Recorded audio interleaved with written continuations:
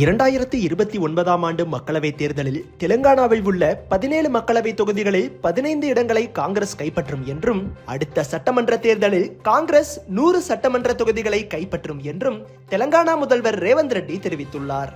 ஆந்திராவிலிருந்து தெலங்கானா மாநிலம் பிரிக்கப்பட்ட பிறகு நடைபெற்ற 2 தேர்தல்களிலும் கே. சந்திரசேகர ராவ் தலைமையிலான தெலங்கானா ராஷ்டிரிய சமிதி கட்சி 2014, 2018 என 2 முறை தொடர்ந்து ஆட்சியில் இருந்து வந்தது. தேசிய அரசியலில் நுழைவதற்காக கடந்த 2022ஆம் ஆண்டு அக்டோபர் மாதம் தெலங்கானா ராஷ்டிரிய சமிதி என்ற பெயரை பாரதிய ராஷ்டிரிய சமிதி என மாற்றம் செய்தது. இதனைத் தொடர்ந்து 2023 தெலங்கானா சட்டமன்ற தேர்தலில் 119 இடங்களில் போட்டியிட்ட பாரதிய ராஷ்டிரிய சமிதி கட்சி வெறும் 39 தொகுதிகளில் மட்டுமே வென்று ஆட்சியை நழுவவிட்டது. என்டிஏ தொகுதியில் பாஜக 111 தொகுதியிலும் ஜனசேனா கட்சி 8 இடங்களிலும் போட்டியிட்டதில் பாஜக மட்டுமே வெறும் 8 இடங்களில் வெற்றி பெற்றது. கம்யூனிஸ்ட் கட்சியுடன் கைகோர்த்த காங்கிரஸ் 64 தொகுதிகளில் வெற்றி பெற்று தனிப்பெரும்பான்மையாக ஆட்சியை கைப்பற்றியது. முதலமைச்சராக ரேவந்த் ரெட்டியும் பொறுப்பேற்றார்.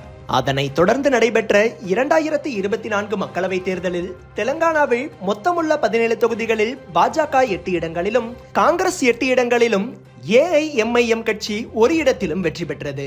2019 மக்களவைத் தேர்தலில் 9 இடங்களை கைப்பற்றிய பாரதிய ராஷ்டிரிய சமிதி கட்சி இந்த தேர்தலில் 1 இடத்தில் கூட வெற்றி பெறவில்லை. இந்த நிலையில் ஹைதராபாத்தில் நடைபெற்ற நிகழ்ச்சி ஒன்றில் அகில இந்திய காங்கிரஸ் தலைவர் மல்லிகார்ஜுன் கார்கே கலந்து கொண்டார். அந்த நிகழ்ச்சியில் தெலங்கானா முதல்வர் ரேவந்த் ரெட்டி பேசுகையில், சோனியா காந்தி, ராகுல் மற்றும் பிரியங்கா ஆகியோரிடம் சொல்லுங்கள், 2029 மக்களவை தேர்தலில் தெலங்கானாவில் உள்ள 17 தொகுதிகளில் 15 தொகுதிகளில் வெற்றி பெறுவோம். இது மத்தியில் நமது கட்சியின் வாய்ப்புகளை வலுப்படுத்தும்.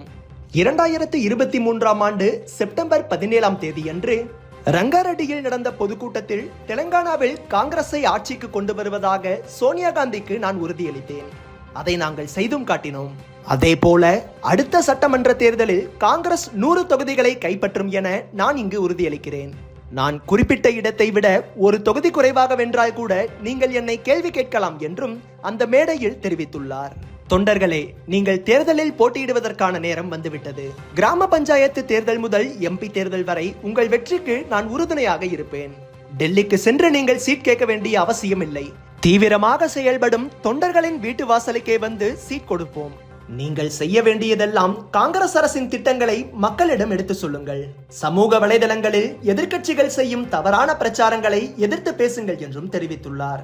காங்கிரஸ் அரசு பதவியேற்ற முதல் ஆண்டில் 60,000 வேலைவாய்ப்புகளை வழங்கியதை சுட்டிக்காட்டிய ரேவந்த் ரெட்டி, இது தொடர்பாக பிரதமர் நரேந்திர மோடி, மத்திய அமைச்சர் கிஷன் ரெட்டி, முன்னாள் முதல்வர் கே. சந்திரசேகர ராவ் மற்றும் BRS தலைவர் KT ராமாராவ் ஆகியோருடன் விவாதிக்கவும் சவால் விடுத்துள்ளார்.